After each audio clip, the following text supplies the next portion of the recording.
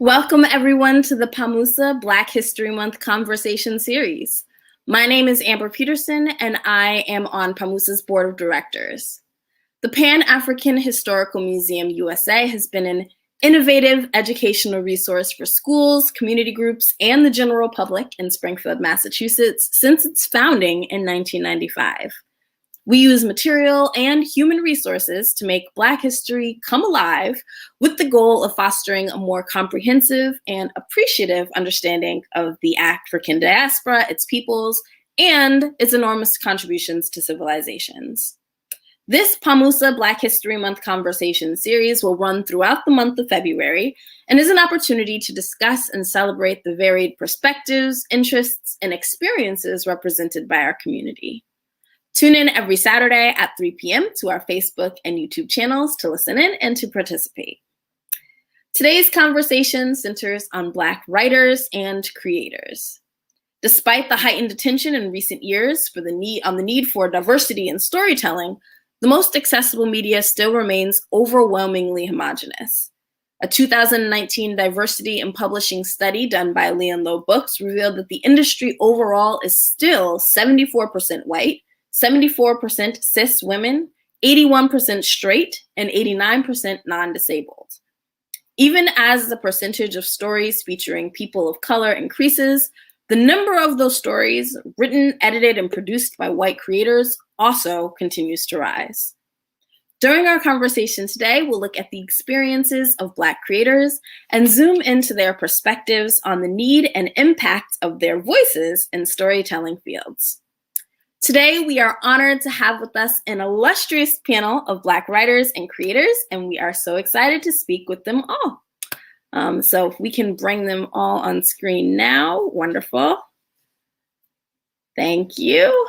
So nice to see everybody here. Hi, Cindy. So today we have with us filmmaker and writer Eugene Mont, author and community advocate Cindy Similien, author, activist, creator, and artist Bonita Oliver, who also performs under the name French Leave, and community organizer and author Keshawn Dodds. Welcome to all of you, and I'll give each of you a moment to introduce yourselves and your work. So when we start with Bonita, I'm gonna go across the screen. Hello, thank you so much, Amber. I'm so glad to be here. So I am Bonita Oliver, and as Amber said, I also performed under the name French Leave. I took that name as a tribute to my ancestors who were enslaved. That was a code terminology that was whispered to indicate they were taking their leave, meaning they were going to run to freedom. So that's where the name comes from. I am a multidisciplinary performance artist. I tell the stories of my people, the full range of diverse stories, because we are not a monolith. And my work is primarily about transitions, the process of moving through, whether it be space, time, relationships, our own understanding of ourself. That is a transitory process that's ever unfolding. I tend to do works that are immersive, incorporating sound, image, song, deeply interactive with the audience in real time. I've written plays and directed films, and I have a film right now that is in the Barrymore Film Festival, their cell phone cinema category, and my film is called Hostages 3, which examines the relationship of capitalism and Black womanhood. Thank you. Thank you, Bo. Keshawn? All right. Good afternoon, everyone. My name is Keshawn Dodds. During the day, I'm the executive director of the Boys and Girls Club Family Center in Springfield, Mass. Lifelong, this is what I am. I am an author of the best-selling novels, the Menzuo Solo Warrior series. I have my own Black superhero that I've created. I have 4 books out now. 2 of them are bestsellers on Amazon. We're actually in the process of creating our first comic books.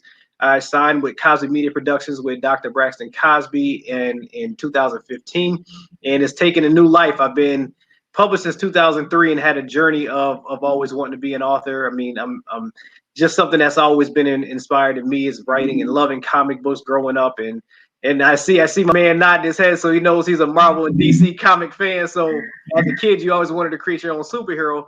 But it came to life in 1996 through tragedy. I created my own hero. My best friend Marcus McDowell was diagnosed with cancer, and he used to love to draw, and I used to love to write. We wanted to create a comic. Unfortunately, he passed away 11 months later, and I took that as a sign of trying to pull something together. So I created my own superhero, but I did it in a very special way that connects us with tragedy and kids and survival. If you read my books, you'll see that my superhero Menzuo is actually me. He has a protector that gives him his superpowers. His name is Solar. That's my best friend Marcus. And in the first book we fought and battled Morbid, which was the equivalence of cancer. So Marcus and Keshawn, Menzuo and Solar battled cancer and won.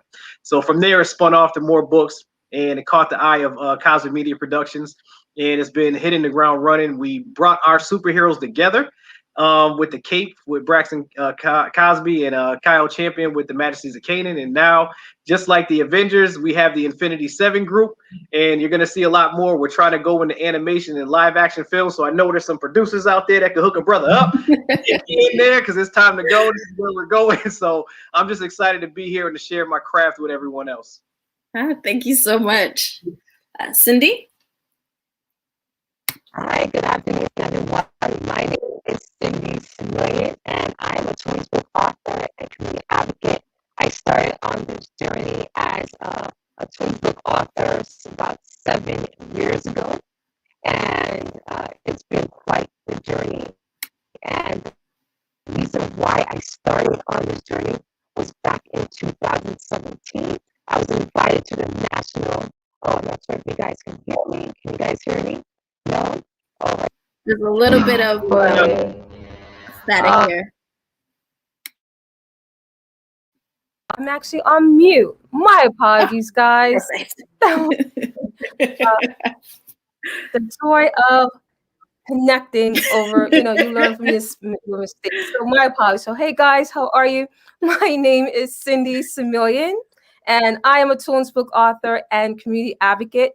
And I'm just so excited to be here today to talk about what it means to be a person of color and writing material for our community. I'm a children's book author of more than 10 children's books, and I'll just share a little bit. I wrote a book called Just a Kid with a Dream. Mateo goes to Cape Verde. Haiti is. T is for Tanzania. The list keeps going. I am a Black girl.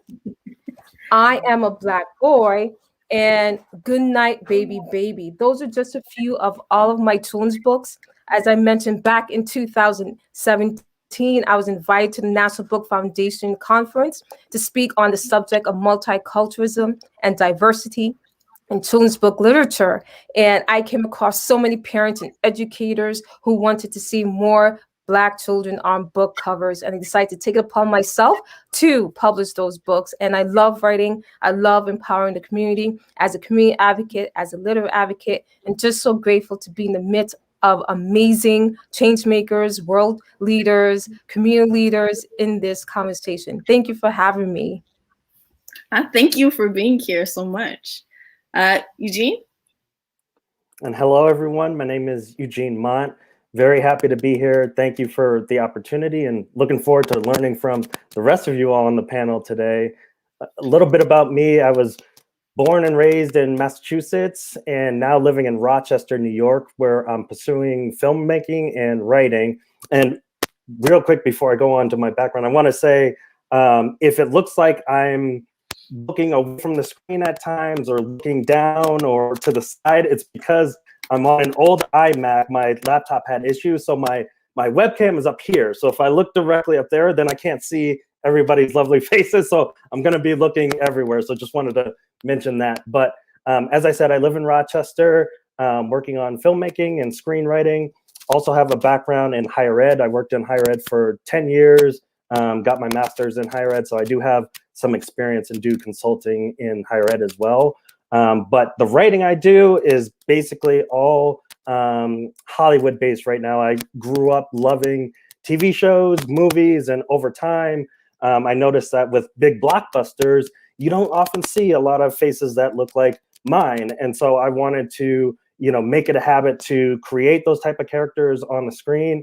But also right now, given filmmaking is problematic with the pandemic, I focused strictly on screenwriting for the time being, and also am working on a novel, my first novel ever, with my business partner. He's been writing for decades, so he's kind of showing me the ropes. But just looking forward to talking with you all here today and helping out any aspiring writers and screenwriters out there. Thank you guys all so much for being here. It is such an honor and a pleasure that you guys are joining us today. If you are tuning in, you can share any questions that you have for our panelists in the comments, and we'll have a moment at the end of the conversation where we can do some question and answer. But perhaps we can start off with a very basic but very important question, which some of you have kind of already answered or touched upon a little bit, but that's what inspires you to write? And as an offshoot of that, who do you write for? Why don't we just kind of go in the order that you guys are listed here? So we'll start with Bonita and go across and then down. Yes, I love this question.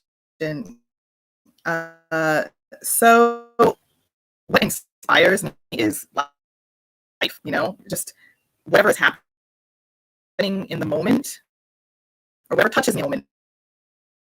And that can be the past, that can be ideation of something still to come, future.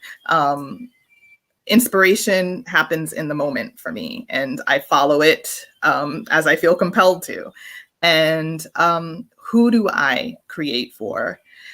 I like to think I'm creating for everybody, but I know that at the end of the day, what I'm creating has to ultimately resonate deeply within myself. On a certain level, it has to be something that makes me come alive.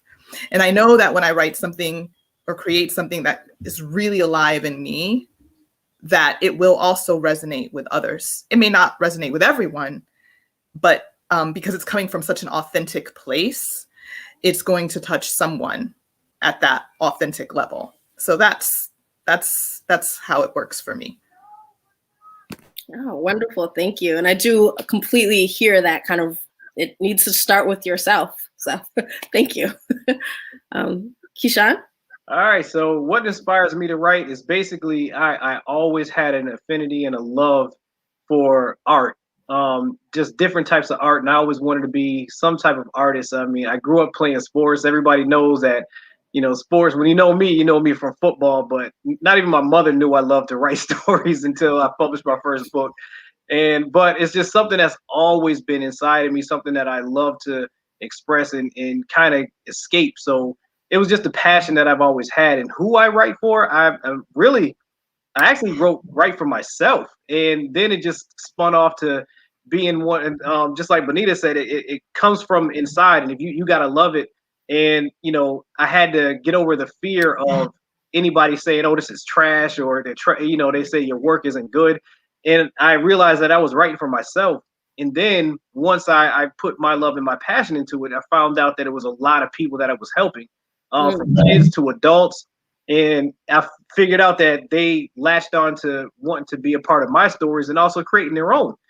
Seeing somebody that looks like them doing something that's not as ordinary as somebody that they see from being on TV as actors or athletes on TV, but seeing somebody that they know that's actually accomplishing the backstories of it, and it kind of inspired everybody else. But it comes from inside first, and then it goes into inspiring and inspiring everybody else to do more. So it just grows from there, but it has to be a passion from inside. And I think Bonita hit it on the head, saying that, once it comes from here, it just spreads out like a wildfire. Absolutely. And that idea that, what we see is what inspires us is such an important one, and such a big part of why we're having this conversation right now. Thank you for sharing that. Cindy? And for me, ever since I was a very young girl, I always had an interest. Can you guys hear me? No? Okay. I think there's a little bit of static with your audio again. Can you guys hear me? Can you guys hear me now? Perfect. Okay, excellent. So one, I won't use my handy dandy headphones moving forward, but for me, I've always had an interest in writing ever since I was a kid. I started writing when I was 9 years old, when I wanted to capture the stories of my family, of my heritage. And just most recently, about back in 2014, 17, actually 7 years ago, back in 2014, I used to give motivational talks to young moms, young teen moms at homeless shelters, at domestic violence shelters. And I realized that I wanted to write books for their children. That's how I really got started. Going to my community, speaking to the mom, encouraging them so that they can achieve their goals and dreams. And so I decided, let me transition to empower their young children. And so that's how I really got started as a writer, and how I started writing for children, particularly young Black and brown children. And I always say that, yes, I do write for Black and brown kids, but I also write for those who are from other races, so that they can understand we are, as Cecilia Tyson once said when she used her platform to show others that we are indeed human beings, we have feelings, we are people, and we want to reach out and tell others that we are indeed human beings, we have feelings, we have hopes, we have dreams. And so that's who I write for. I write for our Black and brown boys and girls, and also for children of other races to understand the beautiful tapestry that we are. Thank you for that. And that's beautiful. It reminds me of, I'm not sure if anybody is familiar with Marley Diaz, who is a little girl who started this project called 1000 Black Girl Books, where she was basically just searching for 1,000 titles that featured Black girls. And she was being interviewed by someone who, asked her why she did it. And she said, I'm sick of reading about white boys and dogs.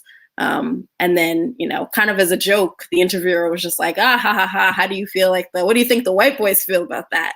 And she said, they're also sick of reading about white boys and dogs.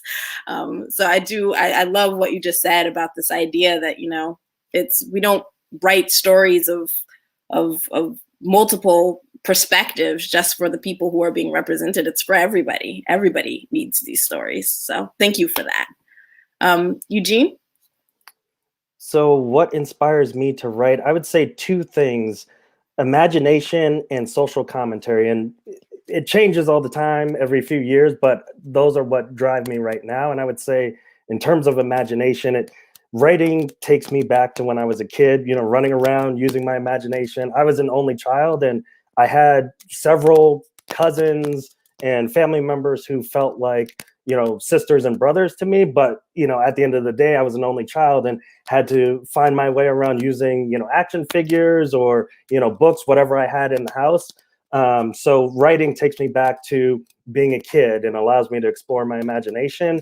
And then the social commentary side really came to play when I was in graduate school, when there was just a ton of media attention around racism in America and how that was impacting UMass in particular. I went to UMass for undergrad and graduate school, and we had several protests around campus, and a lot of the undergrad students who I worked with at the time were struggling with all the issues that were going around in society. And because I was so into my graduate work and my employment, I didn't have time to process everything. And so when I got sitting down to write, that's what allowed me to process everything and actually say, okay, I have a message that I want to relay to people through screenplays. And so that's generally why I write, and that's what inspires me. And then who do I write for? Generally, with any screenplay, whether it's a TV show or a film, I do have a target audience that I'm trying to reach. But aside from that, it's for me. It's, again, meeting whatever's in my mind, whatever's in my imagination.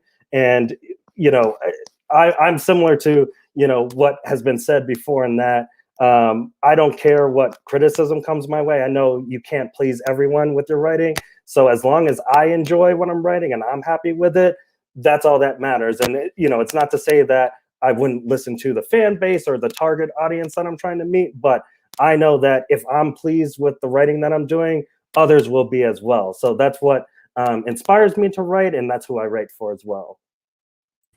May I just say something? Just reflecting back to you, Eugene, I really love what you said about how you were so into life, living, doing the things that you needed to do, that you didn't have time to process. And then when you started to put pen to paper, it allowed you to be able to process all of the things that had been happening around you that were impacting you, but you just didn't have time to sit with.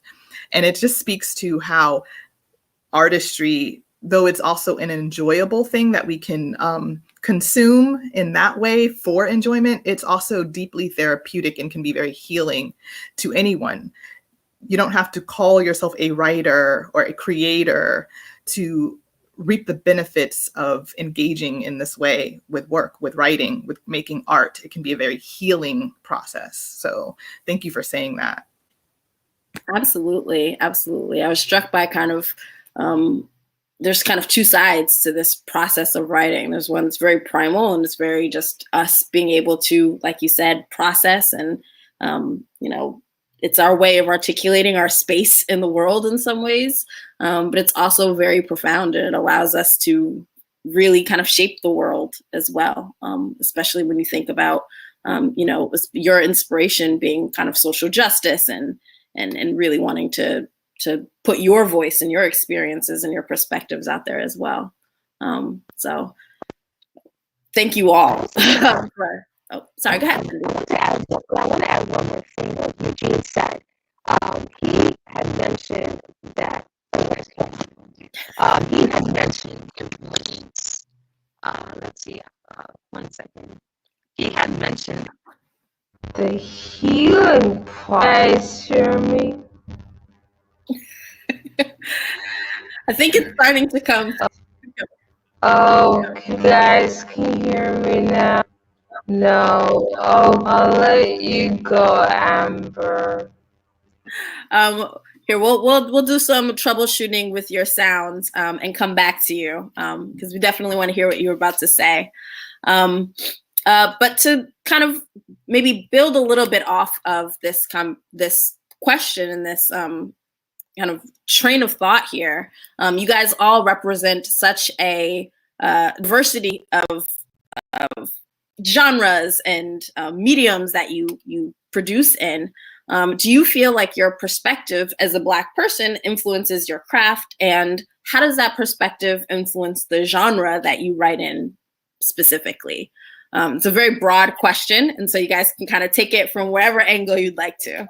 Go ahead, Keshawn. Well, for me, it's when you're writing science fiction and fantasy with superheroes, everybody says, well, it's hard to make something that everybody's already created.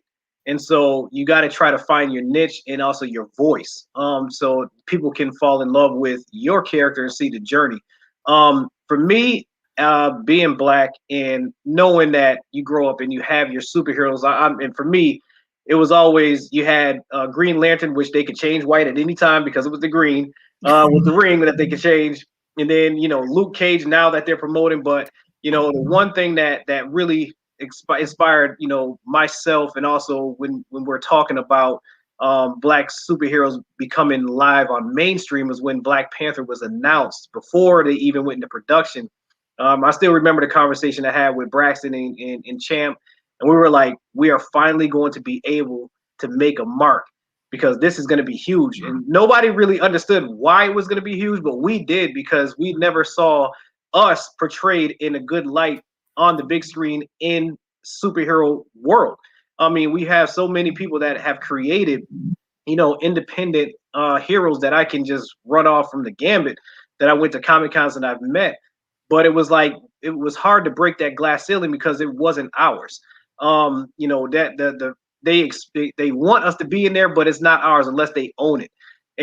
But the one thing that people didn't understand is that Stan Lee, if you really research Stan Lee, he did a lot with civil rights with his writing, and some of his superheroes that he created were based on Malcolm X and MLK and a lot of other people that people didn't know. He kind of twist and turn it into his writing, so it kind of made me fall more to the Marvel side of things, because I saw that he wanted to make sure that Black lives did kind of make a change And, you know, before he passed, to have Black Panther become one of his biggest accomplishments was like a smack in everyone's faces.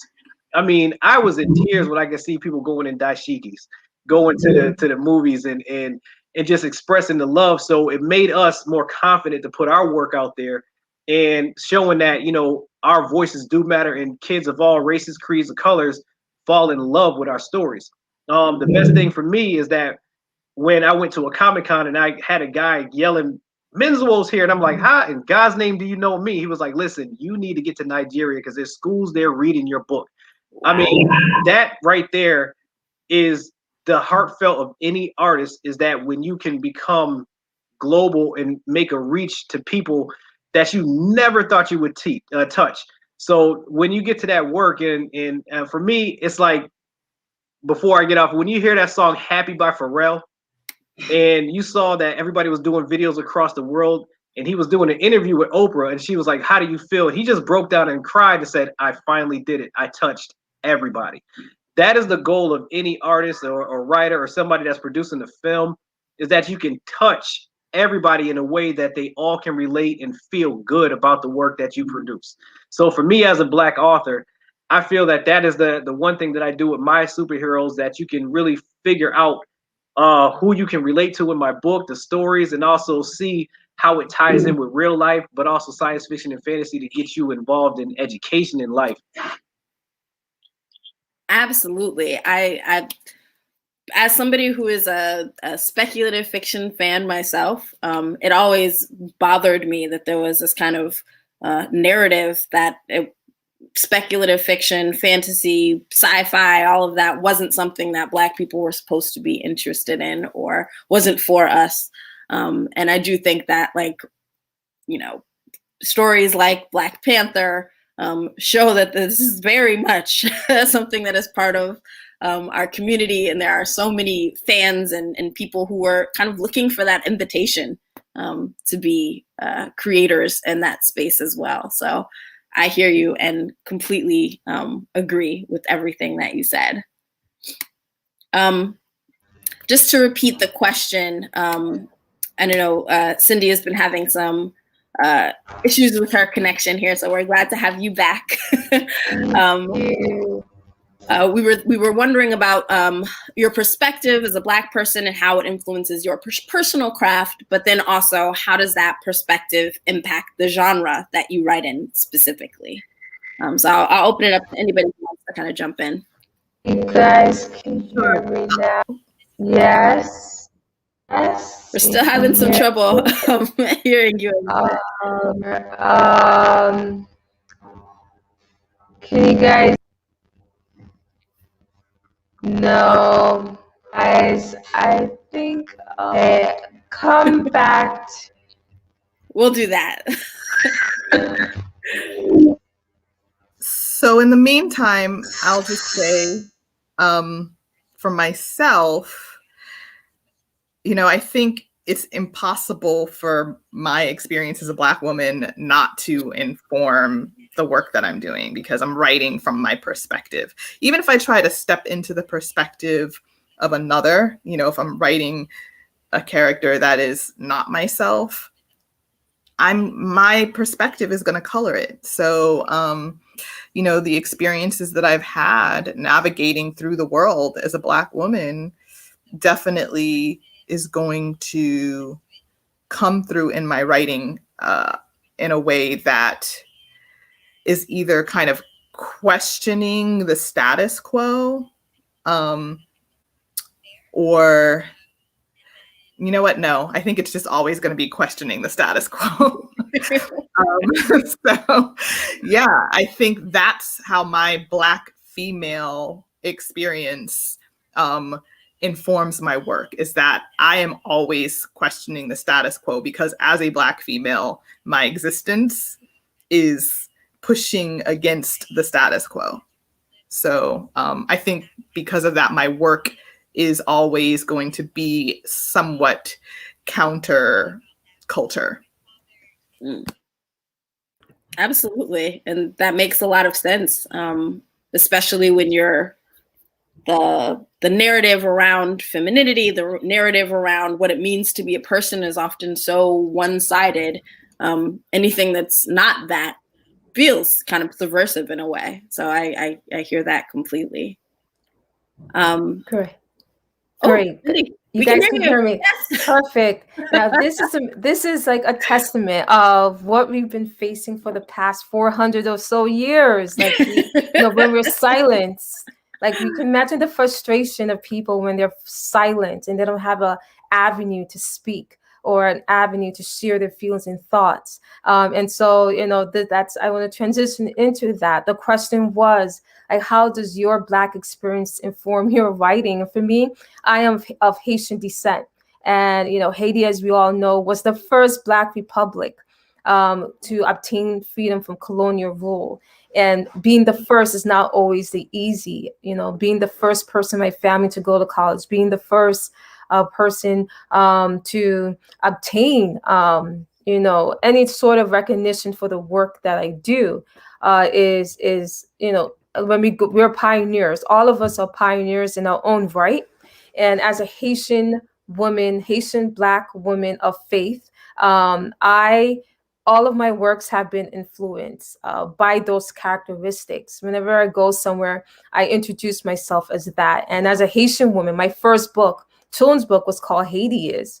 And I'm just going back to Eugene's point. It was actually, that book was a healing process for me, because at the time my grandmother had passed away. She was 105 years old at that time. I know she lived a long life, but even though she lived long, because of her stories when she died with her as well.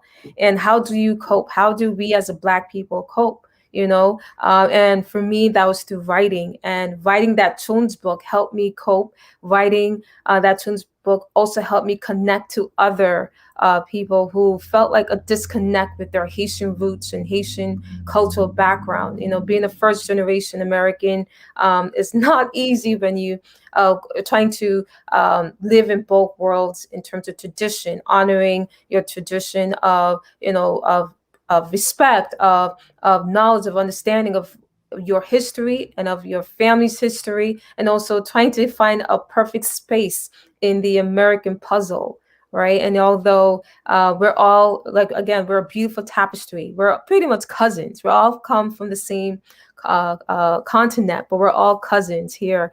And but we just the ships just place us at different locations throughout the world. And so my writing has definitely been influenced about my experience as a Haitian Black American woman, a woman of faith, and I do that whenever I start the process of publishing a book or writing a book. I always have that in the back of my mind, that I'm not only writing for myself, but I'm also writing for that Black and brown boy and girl who will pick up that story, who may have been afraid of telling their story and didn't think anyone would care about hearing their story or about what they said. And so that's for me. My writing has a political nature to it as well. As what's called James Baldwin says, to be Black in this country is to always be in a rage. Not a rage, but more so using that rage, that anger, that situation of being silenced, but by using our words to uplift, inspire, transform, encourage, and change lives, as we all do in our respective communities. And so I'm so glad that I'm able to speak to you guys, and you guys can hear me. Thank God. So yeah, and this is a lesson. So yeah, thank you. Like, I'm just so glad this is great. And this is a lesson also for us to know and see how many people out there are being silenced, but need that avenue to speak. So that's a lesson. So yeah, that's all I have right now. But thank you. Great question. I just have to say there's a great comment from Bartholomew Atson. He said, when you were having those issues, he said, it sounds like you were speaking from another dimension. I love it. I love it. That is a great comment. Eugene, is there anything? Okay. Sure. Yeah. So, and let me make sure I have the question correct. So it's, do our identities inform our writing, and how does that identity inform the genres that we write in? Yes. All right. So I would actually go back to one thing that Bonita said earlier around, for me, it doesn't matter if I'm trying to write a particular character that's the complete opposite of me and my identity.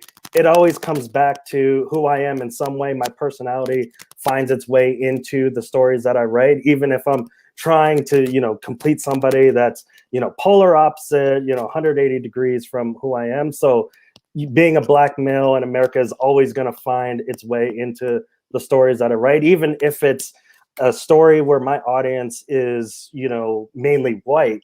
The Blackness is still going to come through in some way, shape, or form. And Amber, I think you had mentioned this idea that's out there that Black people don't like science fiction, or we're just not into that genre. I don't know where that came from, because every family member I have like science fiction in some form. I mean, I'm a Star Wars person, but I have friends who love Star Trek. That's fine. So it might not be the same form of science fiction, but we all like our own version of science fiction. And for me, that's mainly what I write: science fiction, sci-fi, action.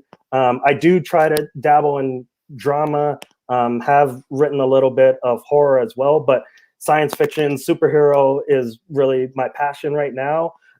So that informs what I write all the time. And I think for me, going back to my imagination as a kid, I loved blockbuster movies.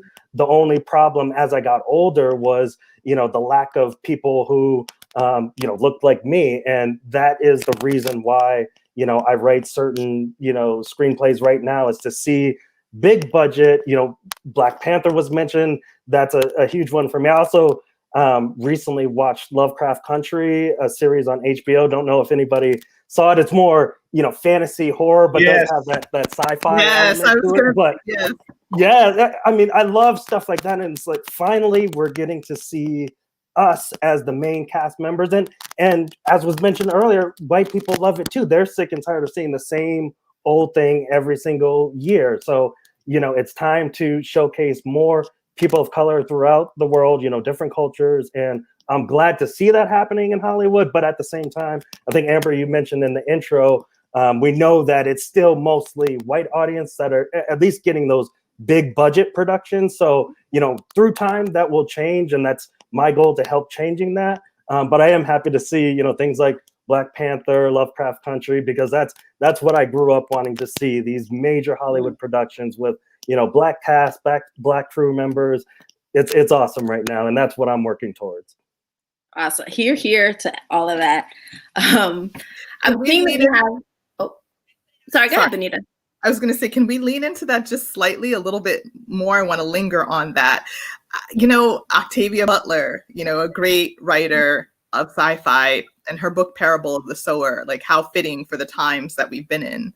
But I wonder, like, there is this mythology around that of things that Black people like to do or won't do.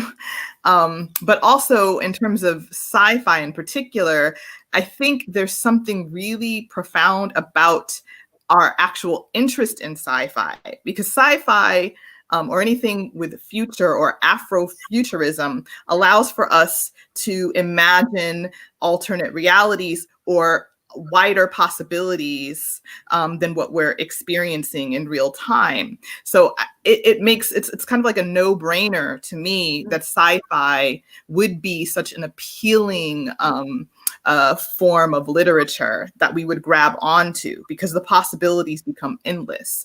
And I love the idea of sci-fi as like kind of like a way of conjuring alternate possibilities for our future, for our reality. So I just wanted to lean into that a little bit, because I think it's actually a really powerful tool, and there's a really interesting connection there between sci-fi and like wanting to be free, or wanting to like, push the boundaries that are imposed upon us in, our Black existence. Absolutely. I couldn't agree more. And I've always gravitated toward kind of these conversations about sci-fi, because it's never made sense to me either. Eugene, as you were saying, like most of the people you know love sci-fi. This is my experience too, so I'm not sure where this narrative comes from. So Amber, I just want to jump on that with Bonita. You remember just a couple months ago, it was a day where everybody thought that Black people was about to get superpowers.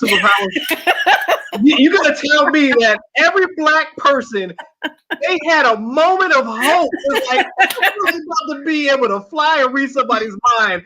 And I'm telling you, so you think Black people really don't pay attention to being in science fiction and fantasy? Because every Black person in this country was just hoping maybe this is real. Hey, everything else happened. We had a pandemic, So hopefully we can have some superpowers just for a day. So yes, everybody. I think that's one of the things, like Bonita said, that escape that people would love to be in. I think that even if you look at it from the history of African stories, it was always the parables of the animals and the powers that they had. So that's just embedded into us about the spirit animals and everything that we can become and who we are, even after death, how we're still in the present form. So it's all of that stuff is tied into who we are. You might not fall in love like you said, choosing Star Trek and Star Wars, but some part of that science fiction and fantasy people are a part of, and we have the most vivid minds. I think every Black person dreams in color. You can't tell me, because I do. And I can smell, hear, and taste everything that I see with science fiction and fantasy, because you build your own worlds with it. So I think that it's something that's a part of us that we kind of grow onto. So when you want to expand on that as an artist, it's easy for us to make sure when we put that pen to paper, it plays out like a movie in our head, and it comes out for people to see. Absolutely. Thank you guys for all of that. We do have a couple of questions that are coming in from viewers. I want to make sure that we get a little chance to respond to some of those. Before we do, however, there was just one question about kind of the publishing process. Not everybody on this panel has shared their work through traditional publishing channels. Some of you have self-published or shared your work through your own channels. Can each of you tell us a little bit about what the process of sharing or making public or publishing your work has been like for you, and why you chose that route? I'll dive in that first before anybody gets into it. It was hell in the beginning. Trust and believe. I'm telling you, when I started, the doors were closed. I wanted to publish my book. I wrote my first book in 1996. Through college, working with my professor, perfected it. Then I was looking for a publishing company. I probably got turned down from every publishing company I can ever think of bringing it to. And I'm talking about 40 to 50, and it was always the rejection. And so you looked into independent publishing companies. My first publishing company that I actually worked with was called Publish America. I thought it was one of the best things in the world, but the deal was horrible. And I was locked into a contract that I didn't like, and I couldn't set the price of my book. Luckily, like everybody here, we can talk and sell, water to a fish, but it just didn't feel right to be at a price point of my book where I didn't want it to be at. So the next step I went through in 2004 is I went to iUniverse and did my self-publishing and set my price, and I liked it, but there was no backing towards it. So you're in charge of all of your marketing and everything else. And in 2004, we didn't have all the Facebook and TikTok and everything else. So you're really hustling to get your stuff out there. So I used that one, and then I wanted to teach myself how to publish. So one of my friends, Latoya Bosworth, she's actually introduced me to lulu.com. And I went from the process from editing, working with an editor, formatting, to putting the whole book together, doing the prices, linking it with Amazon. So I actually built my own publishing company. And I still have it to this day. It's for King Edward Enterprises, named after my dad. My dad's name was King Edward. Funny little thing, my mom's name was Elizabeth, so I had King Edward and Elizabeth, Queen Elizabeth. So I'm actually a prince. Just to let you know, just throw that out there. But so I went there, and I really started pushing and working hard to push my book in. Then I grabbed the attention of a small independent publisher, Cosmic Media Productions. So I went through all of the fire and brimstone of doing that so I can make it easier for the next person to come up if they want to publish their books. I don't want them to go through the stumbling blocks that I did. So I know what it does to be an independent publisher to also working with a publishing company. And I'm not going anywhere because I love Cosmic Media Productions because I still have control of my work, and we're working together to push it even further. But you know, the process is not easy, but it's worthwhile once you get it done and it's yours. Absolutely, and I agree with you on that point. For me, I actually worked. Actually, let me backtrack. I graduated from college with a major in English literature and creative writing from Columbia University. So my very first job was at a traditional publisher's house. And I got to see behind the scenes everything from start to finish. And what I didn't like about it was how they were the gatekeepers of every single author who wanted to share their words with the world. And from that experience, I worked for about a year and then transitioned into another field. And because of that 1 year experience, I myself decided to pause on my writing for about 7 years before I started writing and publishing again myself as an author. And I'm so grateful for the tools that we have right now. 10 years ago, 15 years ago, 20 years ago, we did not have platforms, social media platforms like Facebook, Instagram for free marketing. We didn't have publishing tools like Amazon, Barnes and Noble. And for anyone who wants to publish a book, now is the time. And I started just recently, 7 years ago. But before then, I worked at a traditional publisher. I know the ins and out of the publishing world, how before you even reach a publishing house, you need a literary agent. And before you need a literary agent, you need to submit their manuscript to see if they want to take you on. And that process can take upwards to 4 to 5 years if they even see you. And so when I've heard about the self-publishing route, particularly, we all know Amazon is the best platform for self-published authors, and other platforms like Ingram and B&M Press. But for me, when I realized that I had this door of opportunity, I took advantage of it because I already had the back end knowledge of the traditional publishers, what they do, like marketing. Yes, as a self-publisher, you need to market, but that's where networking comes into play. That's another time for another, talk event. But for me, I decided to use the self-publishing route because of my desire to reach to the boys and girls in my community. I knew that I need to put a book in their hands as quickly as possible. And because of my experience, I'm able to even publish a book in less than a month. Because of that, like, I love writing. I'm the editor, I'm the writer. I'm not the designer or the illustrator. I have a team for that now. But I have to say, self-publishing has been such the best route ever, because I've not only been able to reach out to kids here in the US, but also in the Caribbean and in the African continent. And that's how valuable our stories are. People are so hungry for it. And that whole process, people started coming to me to help them publish their books. And I realized that I couldn't just do it on my own, that I needed help. So I brought in team members to come and work with me. So because of that experience, in the course of 7 years, I've helped more than 50 people publish their own books and to release their words out in the world to transform places and communities.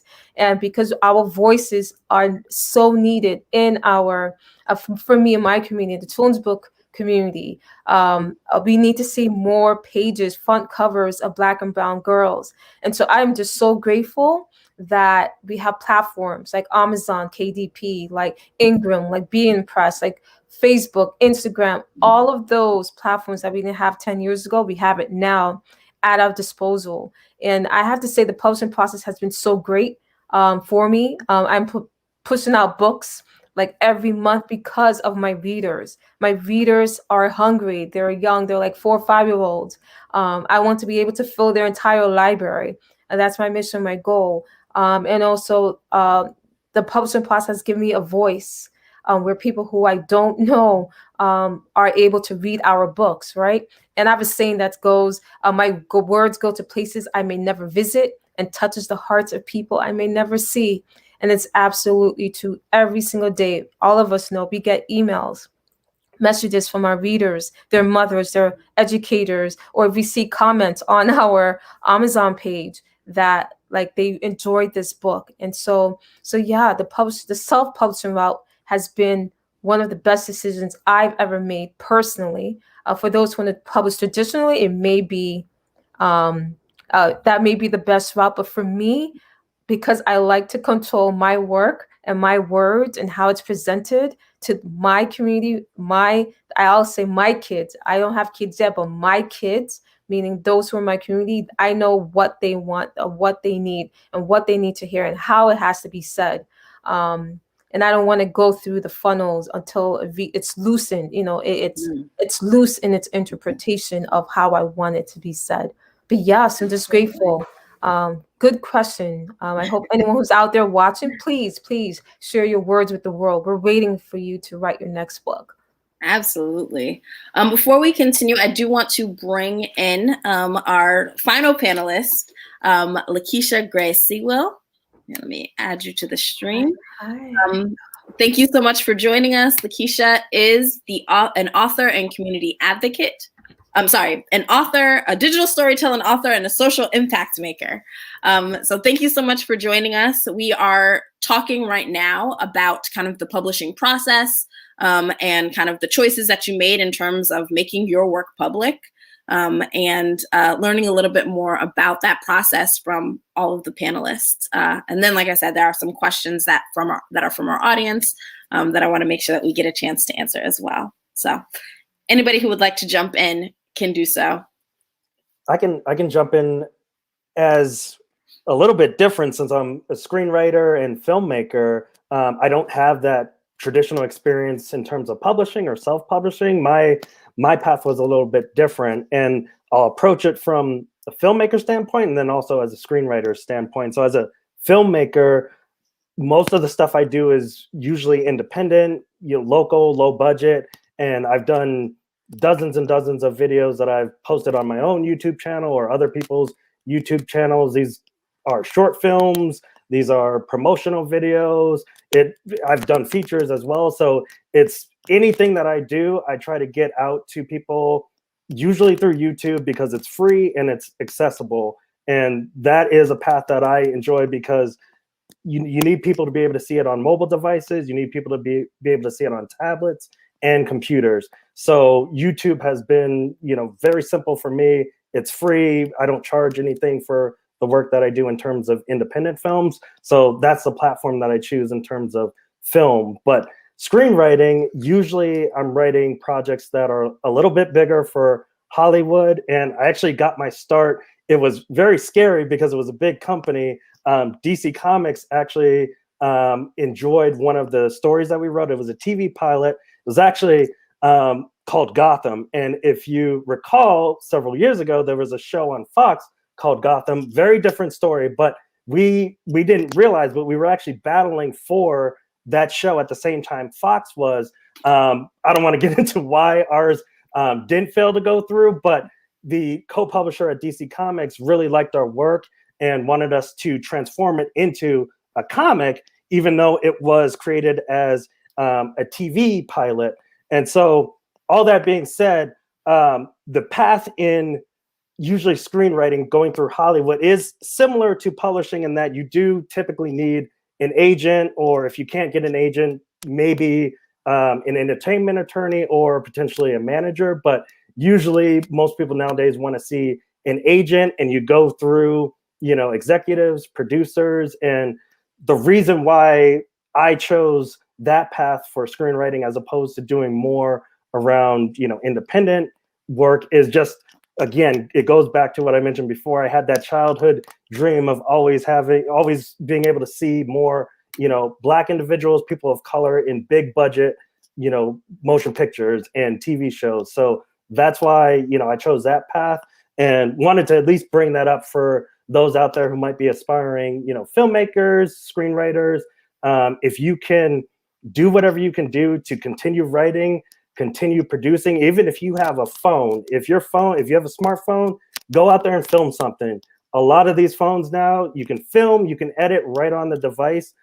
Don't feel limited. And that's That's honestly what you're going to need to break into the industry. When you go and pitch, they're going to ask you, what films have you done? What scripts have you written? And if you only have one thing, it doesn't mean you can't break in, but you just make your journey a lot more difficult, because there's going to be thousands and thousands of people out there who are doing this every day, and you need to set yourself apart. So just continue to write, continue to film. And, you know, as was mentioned, we're waiting to see these great stories come about. And I think the industry is waiting, you know, especially nowadays, there's a need for, you know, different cultures represented on film and on TV, particularly in this streaming revolution we have right now with filming, you know, is stopped in a lot of production. So if you have TV pilots or films that are made for TV, get that stuff out there. Yeah, if I can. Hi, everybody. If I can just add to that, Eugene, I'm so glad you spoke about that, because it took about close to 20 years for me to overcome something that was said to me in a college classroom by a white professor. 20 years it took almost before I could shake that thing that he said and actually put pen to paper and create my first writing offering.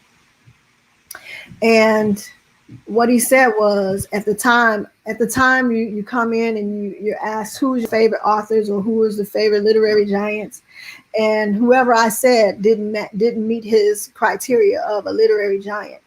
At the time, I believe it was Toni Morrison, Maya Angelou, Terry McMillan, and Eric Jerome Dickey, and James Baldwin. Well, he didn't feel Terry McMillan and Eric Jerome Dickey should be in that category of great literary giants. Obviously, this was the early 90s. And later in that same classroom, we were talking about writing your first book, and he was saying how, it takes 10 years of struggle and 10 years to get the story out, and nobody makes a novel in whatever time. And most importantly, nobody wants to hear your autobiography or your memoir. Who are you? Unless you're a celebrity or something, right? Somebody famous.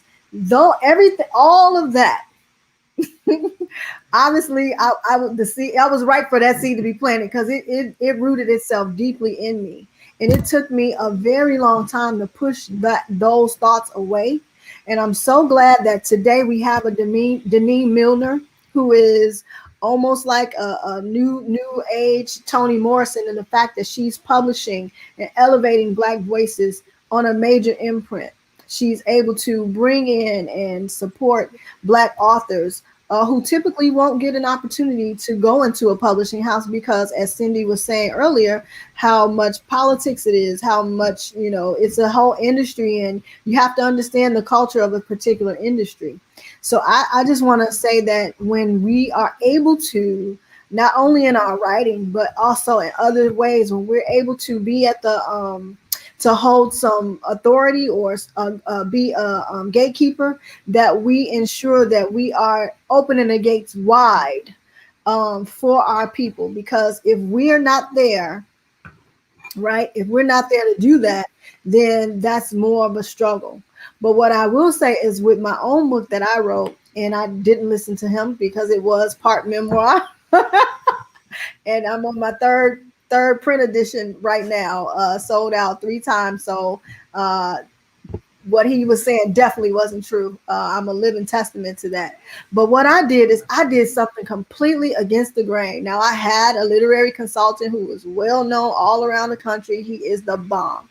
And he helped me kind of get my ideas together and my thoughts together. But all of the other industry regulations and the ways that, like the galley, right? I didn't know what a galley was, right? Oh no.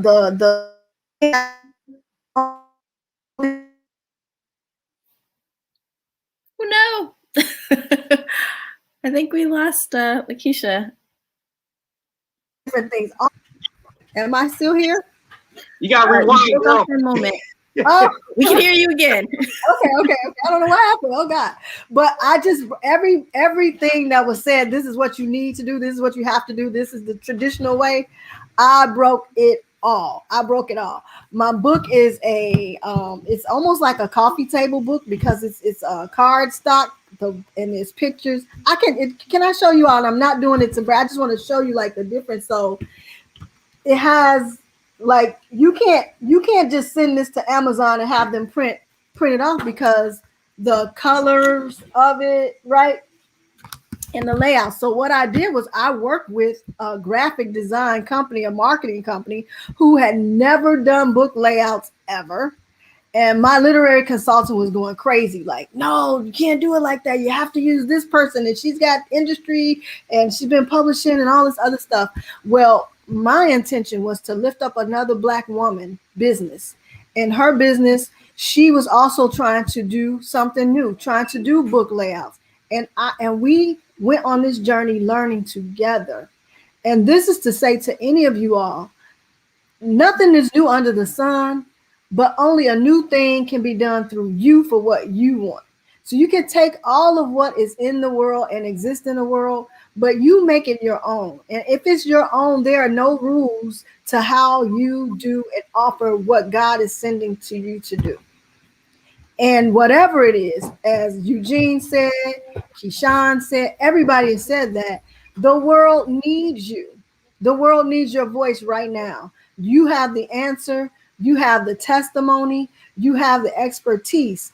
And as he said, there are so many. I have a friend who wrote her first book in 2017.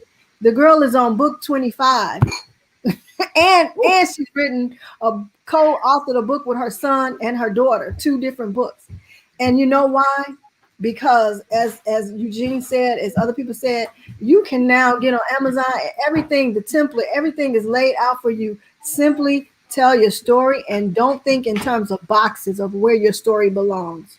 Just get the story out. Get it out. Oh, thank you. I just want to thank you so much for that. And I love it's crazy to me how many times people get caught up in that question of who are you? Like, who are you to do this thing? Mm-hmm. Like, who are we not to? And how important that it is that we are doing that. Thank you so much for that. Bonita, did you want to add anything before we jump into the questions from the audience?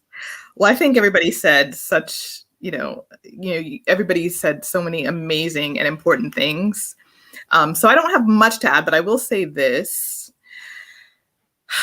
about getting a seat at the table, so to speak. I just want us to be so radical. We don't want a seat at the table anymore because we have our own table.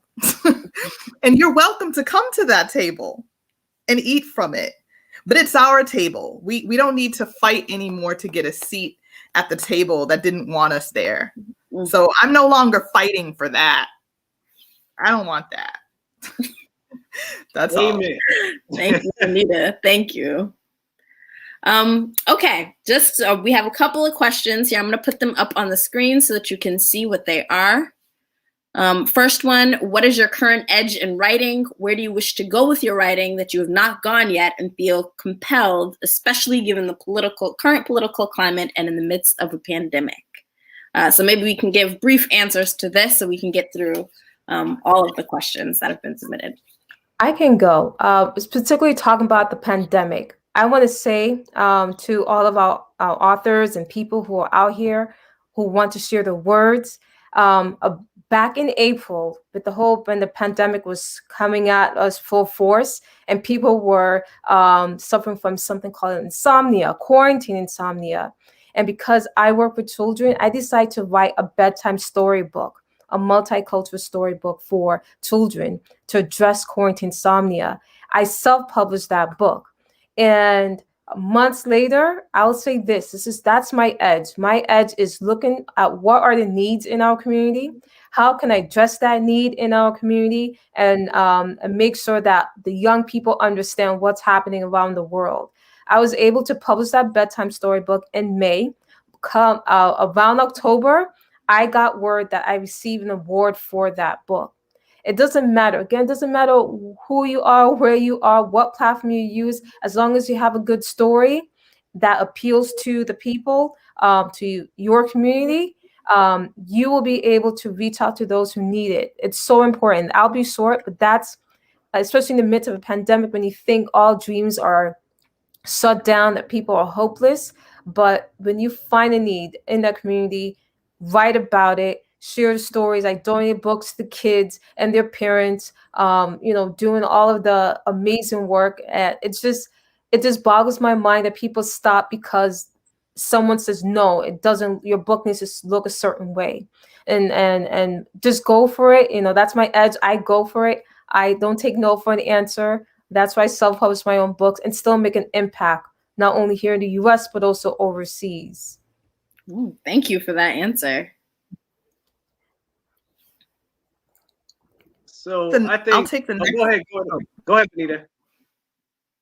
Okay. No, you So go. You go. I think what my edge is actually, it's always been the same thing for me. With my writing is an escape, and also just envision empowerment. That's the things that I really stick with in this pandemic. I kind of found myself like looking at my books. I've written my series out over the years. So I have 7 or 8 books in the series that I write for superheroes in. I'm on the 5th book right now, and in between the books, my publishing company with Cosby Media Productions, we're actually creating our own comic books. In the comic book that I'm creating right now, and I'm doing the layout, I have protests against superheroes in this world, and it's like, and the characters are talking, and they're about, it's just like, I can't believe that they hate superheroes or people that are trying to help you. And one of my characters relays back, says it's just like the civil rights era where they hate black people. So this is nothing. Humans fear new and unknown. And so when they see that, they go against it. And so you have this whole thing going against, and I call them the castaways because they just want to get rid of superheroes. But it kind of ties in with what we deal with now. So you can relate with how we are going to approach it, how we deal with it, how we address it. There's no rules and laws against getting rid of superheroes. So it's like an open season to them, just like it was on black people when slavery. It was open season for us to be lynched and hanged. So it's so much that I see in the writing. And like Eugene said, it kind of ties back to who you are with everything that you have, even the characters that you create. So that's just what I see. It always comes out in your writing. But for me, where I want to see my writing go, I'm pushing for animation and live action. That's my biggest goal, because I want to make sure that we can hit every aspect of creativity for people to see. And for me, I don't. And one of my roommate from college, he was doing a group Zoom class, and he said something, and it just resonated with me so hard. He said, "Don't chase money, chase your passion." And so that's the one thing that I do. I chase my passion because I want to see my work grow, and I want to challenge myself to do different things. I don't want to live inside that box. Just like my lady said about creating her own book her way. You're not in their box. You want to create it your way and make sure that you get your stories out there. So that's just how I see it with the work that I'm doing now. Wonderful. Thank you. Bonita, did you want to add? Yeah, to answer part of Ghislaine's question, in terms of where I would like to go that I haven't gone yet, I am really, there's like a buzzword that's been floating around, joy. And then, Black joy is something that has been floating around in the ether. But I'm really interested, because when I think of joy as like kind of like a communal word, or like something that erupts outwards. But I'm interested in exploring pleasure and sensuality and embodiment, and like nowness, just being completely in a present moment and feeling pleasure in that. So I really want to create work that speaks to that, to being present in our body. And I think, we've heard a lot of stories of trauma, and we've seen a lot of stories of trauma put upon Black bodies. And so I'm really wanting to embrace, being fully engaged with my body in a very deeply personal and intimate way, and finding ways to express that. And as we're moving, in the midst of this pandemic where we're all being quarantined, or in some capacity going in and out of that, this pandemic has thrust us into a digital future. I think, everything that's been happening, even though we'd like to think we're going to go back to the way things were to some extent, I think we're actually really going further into the digital realm, and the pandemic has propelled us, faster into that space. So I'm interested in developing work, that virtual work, and even going into virtual reality that allows us still to be connected to our human body, to our physical form, to our connection to the earth and groundedness. So hopefully that doesn't sound really abstract, but that's what I'm thinking about right now. And that's the direction that I want my work to go in. Thank you. That's fascinating. Thank you. Moving on to another question here. All of you seem to wear many hats. What advice would you give to someone who is interested in writing and creating, but struggling to figure out how to make space for creating? Oh, if I could take that one. So this kind of also goes into the last question that I kind of wanted to have input on. So one thing for me, especially since the pandemic, has been revisiting Gloria Hall, Akasha Hall's work, Soul Talk, and other anthologies that she's written. A lot of them around womanism, and a lot of it around just how Black women nurture and get us through oppression, get us through all of the different things and the modalities that we've been using, right? All of these things that are now the trendy words, but have been real practice for our mothers and grandmothers and great grandmothers. Meditation, journaling, prayer, faith, altars, like all the crystals, all of these things that are now trendy. And so I suggest that you read Industrial Moss. I suggested you read that type of work that talks about space for creativity and making space for the written word. But there are also so many writing circles and so many writing spaces have come up. In fact, I'm a part of one, and our work will be released in August of 2020. But it's a space to hold you accountable. It's a space for you to read other people's writing. And I'm just a big person who believes in history. So I always go back and reference our foremothers who have done this work, and how they've done it. And I keep their words close to me because it inspires. It's so many lessons and inspiration. They literally have written the blueprint for us. We don't have to reinvent anything, just put our special sauce on it. But the basics are there, the foundations are there. So find a writing space, a writing circle, read and stay connected to those women who have been writers before us, or men. If you're a man, I'm sorry. But there are circles for men and women. There are writing boot camps for people. And most of it is free. It's just community. So find your tribe is what I say. Beautiful. I love that. I agree. When I was a teenager, when I was 19 years old, that was many, many years ago, I was part of a writing boot camp that was taught by the amazing Jacqueline Woodson. Stop. You know you're only 22. Thank you. I appreciate that. I love it. Thank you. I think many, many moons ago, when I was 19, thank you. I love that comment. Yeah, I was part of this writing boot camp for teens who come from urban high schools. And Jacqueline Woodson, she's the amazing young adult author. She mentioned how writing is sacred, that you need to be in a space where you are able to write down words on paper. And I remember someone asked a question, how do you address writing block, right? And she said something so profound that I've taken with me ever since then. She wrote, tell the truth. That's it. Tell the truth. And I know how hard it can be for some people to tell the truth or find a moment and times and spaces to tell the truth on a piece of paper. But ever since that moment, whenever I find that I'm struggling with writing a sentence or a paragraph, I know I'm not telling the truth. I'm not standing my own truth. That's how I create space for me to write, by being my most authentic self and helping others to realize the truth or come to face I'm working on a book right now about Haiti for children. Again, the subject matter is how do you break down hard topics for children?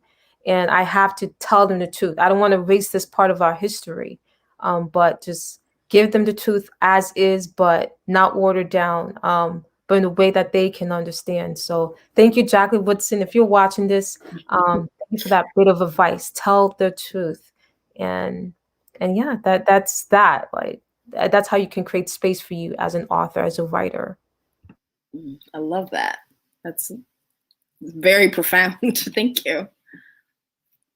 If I can add, well, I would want to echo what Cindy just said. I thought that was very profound, especially around telling the truth. And I think for me in the past, just thinking about my own identity, who I am, who do I want to continue to become, that has, helped me overcome any type of struggles that I have in the creative space. And then, I think Lakeisha also mentioned, writing groups, writing partners, anybody who can support your creative pursuits is going to be helpful along that journey. But for me personally, it's always been going back to that identity, being truthful with yourself, and really just thinking about who you want to be, who you want to become, and how does that manifest itself in your writing.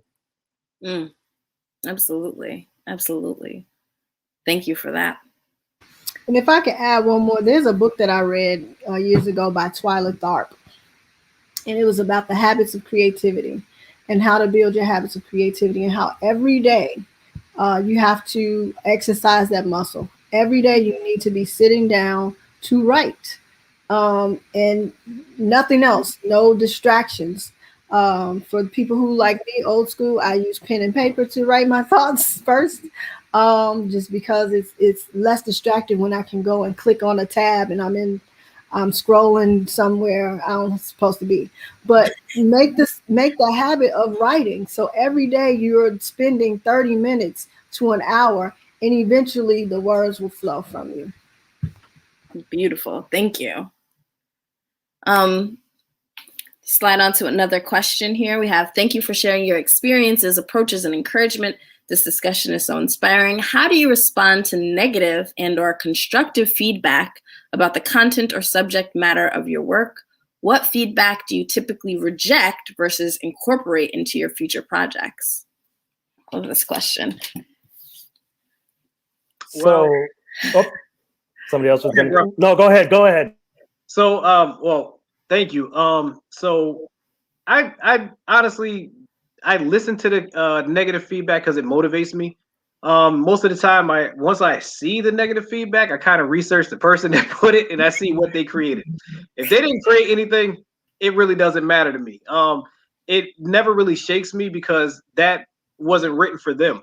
Some of the constructive feedback, if I get it from other artists in my genre who are doing great things, sometimes even my artists or even my publishing team, they'll tell me that, this is a little drawn out or this needs to change here and there.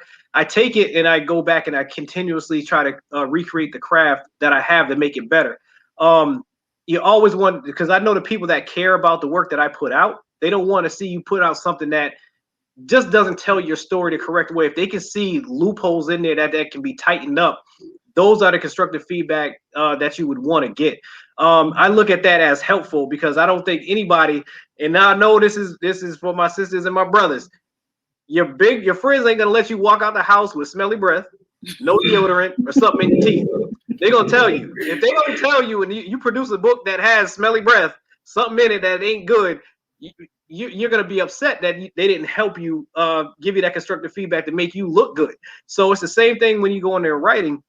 People are gonna try to trash it or dog it. It's just the nature of the beast. Some people that think they can do it better, but you kind of throw that to the side and you look at the people that motivate you to be better. Even if it's like, the book was great, but it could have been something X, Y, and Z could have been added to it. I was looking for X, Y, and Z. That only helps you to hone in on your craft and make it better. So you reject the ones that are trying to tear you down, but you look at the ones that are really trying to lift you up, even if it's not to your liking, but it helps you to grow as an author or as a screenwriter. Right. So critiques based on my craft and how I'm doing it, is different than critiques based on me as a writer. So if your critique is about my voice and what I'm saying and me as a writer or my ability or capacity as a writer, then I pay you no attention at all. But if it is about the craft and the how I do it, then I'm all ears, because I want to know how can I do better. How, I'm a student first, a creative writing student first. So I want to always try to do better in terms of craft. And that's why it's of absolute utmost importance that we know who we are as writers and authors, because once you publish that one book, and I learned the hard way, not many people will support you in terms of, like, for instance, I wrote a book about Haiti, and I had someone who was not from Haiti talk about the book.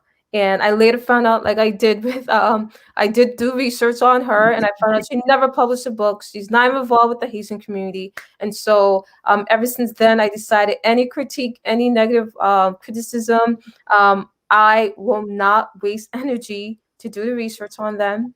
Be a detective and research them, because it will take away from me from doing the actual work that I need to do. And it goes back to knowing who you are, why you are. And for me, my mission is to inspire, encourage, and empower the next generation of kings and queens. And if a negative comment comes my way, I just have to deflect it and keep moving. And so I know who I am. But with constructive criticism, that's why I have an amazing team of talented people. I go to them for feedback. And also by trusting, you definitely trust the group that you're with, your friends. You don't want to go to your enemies, because the enemies will take the ideas away from you, but you go to people who've done it before. And I have amazing mentors who I go to, who are, way ahead of me in terms of the writing game, but they look back and help me be better and get better at what I do. But yeah, deflecting that, like they say, eat the meat and leave the bones. But don't let it get to you. Like, we have our sister here who shared that one criticism caused her not to write a book for 20 years. Imagine what type of work she could have done in those 20 years and where she would be right now if she hadn't let that criticism enter her heart and grow into a tree. But I would love to hear one day about how you took those roots out and started writing again. I don't think we have time, but that's such a beautiful analogy of, like, how never let criticism take root in your heart and your mind and your soul that causes you from fulfilling your God-given purpose. Beautiful. Thank you. Thank you for that. Maybe we can end on one last question here. And I like this one. What keeps you going through these tough times? What lights that spark? Nice inspirational one to end with. This, if I can. Well, yeah, if I can. So it's funny because this is the year that I've done so much writing poetry wise. I've been invited to speak to classes throughout the summer. And every time I did poetry, and it wasn't that they asked me to, it was a workshop, and that's what I used. And one entry that I just did for an anthology talked about, for me, how the library has always been my safe, sacred space. The library for me, when I was facing bullying and other things in high school, I went into the library. That is where Toni Morrison, Maya Angelou, that's where they became my aunties and mothers. And right now, the same thing. It is going back to those canons and those bodies of work to really find solace, to know that they've been through tough times like us and worse, and they made it through. But also the weight of the responsibility to know that my voice could be the very thing that not only pulls me up, but pulls somebody else too. So that is what I use to keep going, and to know that it's not even just about me, it's about honoring us and our heritage and our traditions, and writing being one of the foremost, strongest of our traditions, and just honoring that. I love that. I guess for me, and I'll kind of echo that and talk about safe spaces. And I go back to my imagination and the things that I loved as a kid, which were movies and TV shows. And I mentioned watching Lovecraft Country, and that just completely thrilled my imagination. I recently watched The Mandalorian, and I'm, like I said, I'm a big Star Wars fan.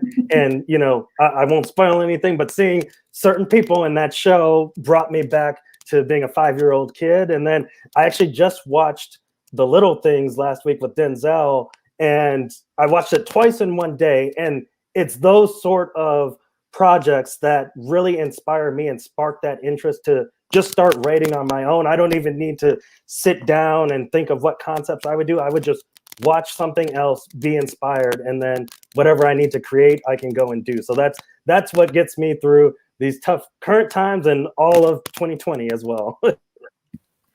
And I'll just add nature. Like, I just really love fresh air, trees, snow, the ground. That really does inspire me so much. And you know, art, like taking in the art of other people really inspires me. Getting to see other people's perspectives shared, being on this panel and hearing everything that everyone has said is so inspiring.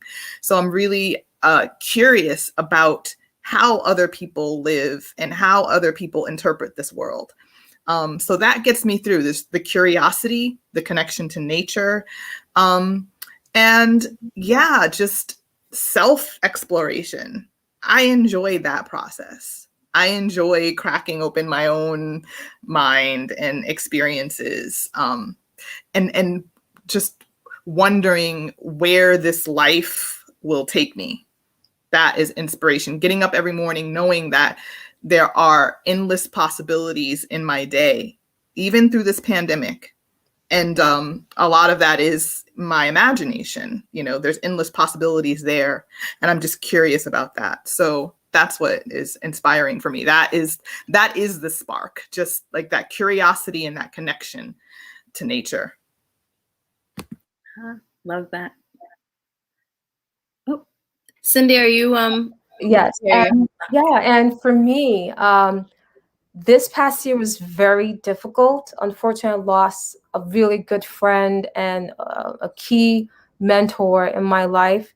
And what gets me through was indeed writing. 2020 was the best year in terms of writing, but emotionally, what gets me through very tough times, and I'll say this unashamed, is my faith through God in Jesus Christ. When you read the Bible and the Holy Bible, it's filled with words that brings life into my heart. Like every morning and every night I read it. And that gives me hope, because there's a sentence in there that just incites me to write a book, or incites me to help somebody, or reach out to someone and say, hey, how are you doing? And sending those texts and messages as a writer means such. We as writers have so much power in our words, that when we speak, we can speak life into someone's heart. And for me, that's how I'm able to get through tough times. It's reading the Holy Bible, believing in God, because without him, I am nothing. I am because he is. And just yesterday, I'll tell you how impactful my faith in God has been in getting through these tough times, the global pandemic. I was reading in Psalm 45:1, and it says, my heart is overflowing with a good theme as I recite my composition concerning the king. My tongue is the pen of a ready writer. How deep is that? I'm going to print that and put on my wall whenever I feel discouraged, because these times are indeed frightening, uncertain times, but we all are going to get to the other side if our ancestors have gotten through it, through the lashes and the beatings and the hunger. I'm certain we are able to get through the dark period that we're now facing as a nation, as the human race. And so that's what gets me going. That's what lights my spark. Just reading the words of God in my faith through Jesus Christ. Thank you so much. All right, and for me, what keeps me going, absolutely my faith, and I really appreciate that testament. But also, what keeps me going and what lights my spark is our youth. Like I said, my day job, I'm the executive director of the Boys and Girls Club here in Springfield, Massachusetts. And the moment we had to shut down was, I didn't know if I was going to see my kids again. And it was so funny because just recently we named the game room after one of our longstanding members of our organization, Tony Malone. And in turn, they tricked me and gave me an award as a leader, a leadership award for not having to lay anybody off, not having to furlough. I kept my staff. I didn't want them to go through that. So I hustled. I was going into work every single day to make sure my building was safe. But the one thing that bothered me the most, and I'm kind of mad that it happened, but it kind of happened. I cried in front of my kids. So all of the kids were in the gym, and I was like, I didn't know when I was going to see you again. And I just started crying. And one of the kids looked at one of the staff, was like, Mr. Keshawn really loves us. So he was like, yeah, the man loves you out of death. So, and I fought hard to make sure we had everything in place. And when we got them back, I felt good. But in the meantime, I started reading my books virtually online on Facebook. And so I could connect with my kids. So the parents would sit them in front of the computer from 10 to 11 every single day, and I would read to them. And come to find out, other school districts started tuning in and getting to read the books. And the funny part about it, I'm going back and watching the videos, I went through the COVID pain of a brother with the hair growing into this nappy afro and everything growing because I couldn't get to my barber.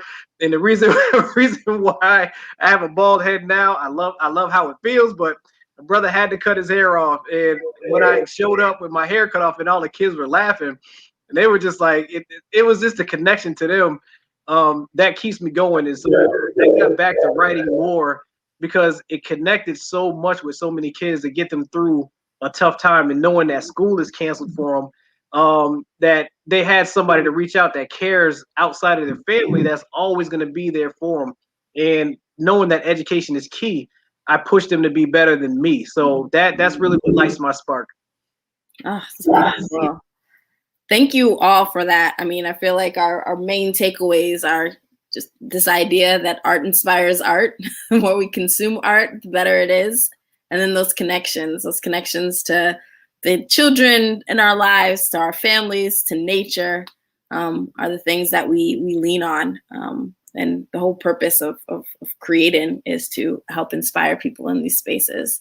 Thank you guys all so much for being part of this conversation. Just to make sure that people know who everybody is. It looks like we just lost Cindy, but she is an amazing author and advocate. We have Eugene. His information is below. We have Miss Lakeisha. Her information is below as well. We have, of course, Bonita. Her information is here. And we have Keshawn. Thank you guys all so much, so much. All of the information that I just showed here will be added to the descriptions of each of the different, on both the Facebook and the YouTube conversations. We are so honored. We are very much looking forward to continuing the series over the course of the month. As part of this moment, this Black History Month campaign, we have a campaign called Say It Loud. So in the spirit of telling our stories and celebrating our perspectives, we invite you to share your stories with us, everybody, anywhere. Tell us about the things that you're passionate about, what you have questions about, what you've experienced. Your video entries should be between 3 and 10 minutes long. We'll feature them as part of our Say It Loud campaign. But until next time, thank you guys all so much. And we will all see you soon. Thank you guys so much.